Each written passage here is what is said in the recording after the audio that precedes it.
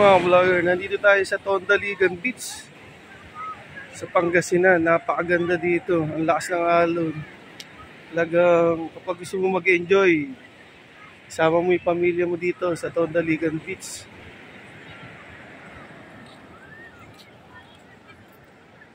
Yan mga vlogger, oh, ang daming mga pamilya na nagpunta dito sa Tondaligan Beach.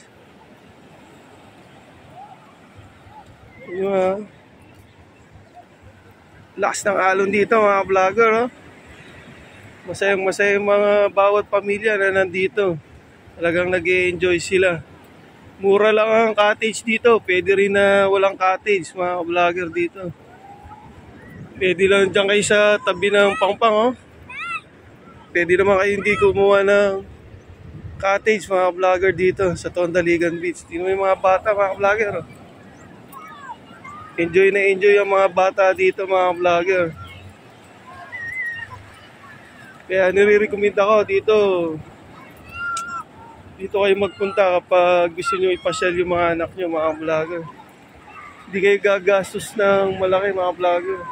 Pwede kayo hindi kumuha ng cottage dito. Pero gusto nyo din kumuha ng cottage, pwede din. Mura lang ang cottage dito mga vlogger.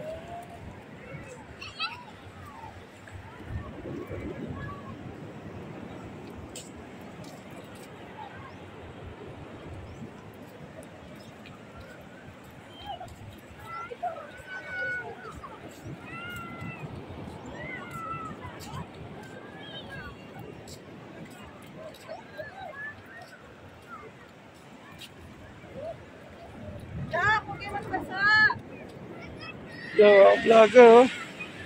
Pwede kayo maglatag lang sa gilid ng Pampang kung ayaw nyo kumuha ng cottage, oh.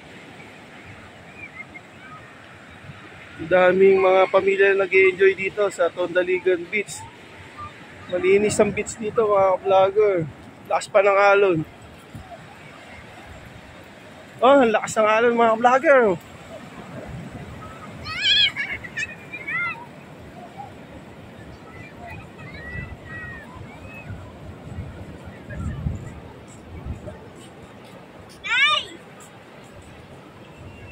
Yan mga vlogger, kung pa hinihintay nyo, pasyal nyo yung mga anak nyo dito sa Tondaligan Beach.